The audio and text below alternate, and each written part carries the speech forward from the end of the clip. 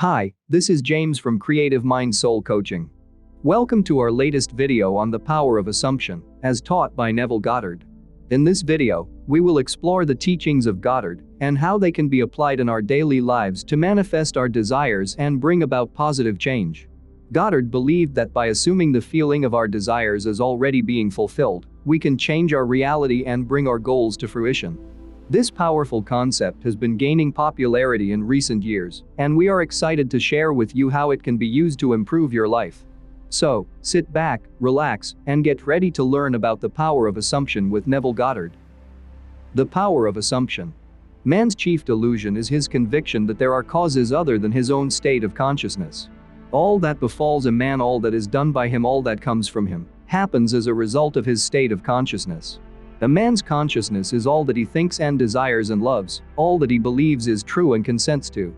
That is why a change of consciousness is necessary before you can change your outer world.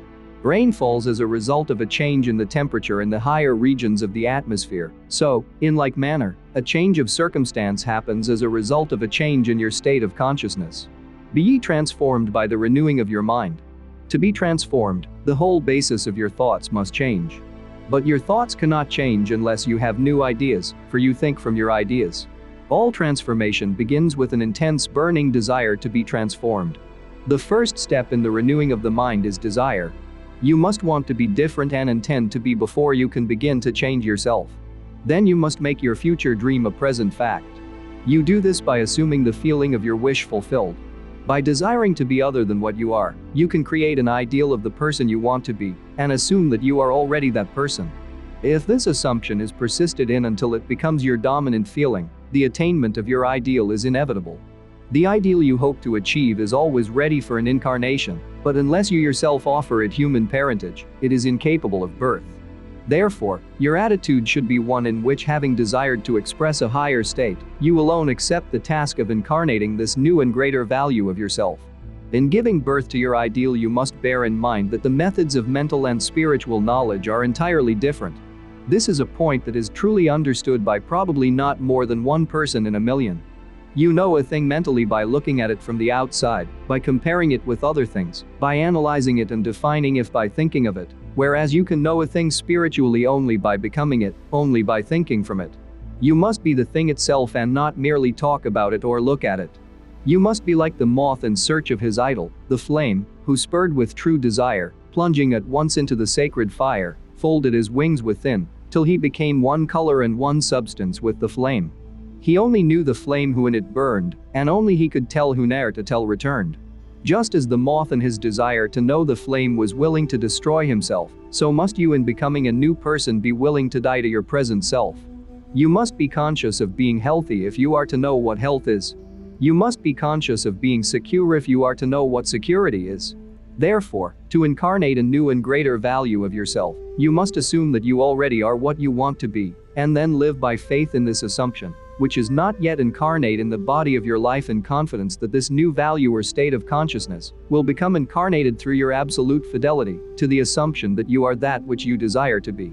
This is what wholeness means, what integrity means. They mean submission of the whole self to the feeling of the wish fulfilled, in certainty that that new state of consciousness is the renewing of mind which transforms.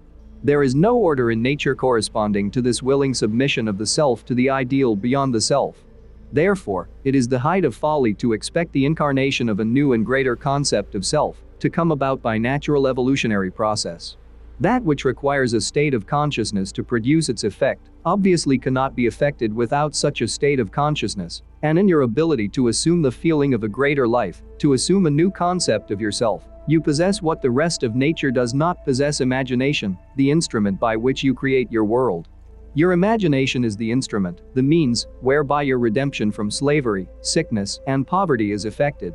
If you refuse to assume the responsibility of the incarnation of a new and higher concept of yourself, then you reject the means, the only means, whereby your redemption, that is, the attainment of your ideal, can be effected.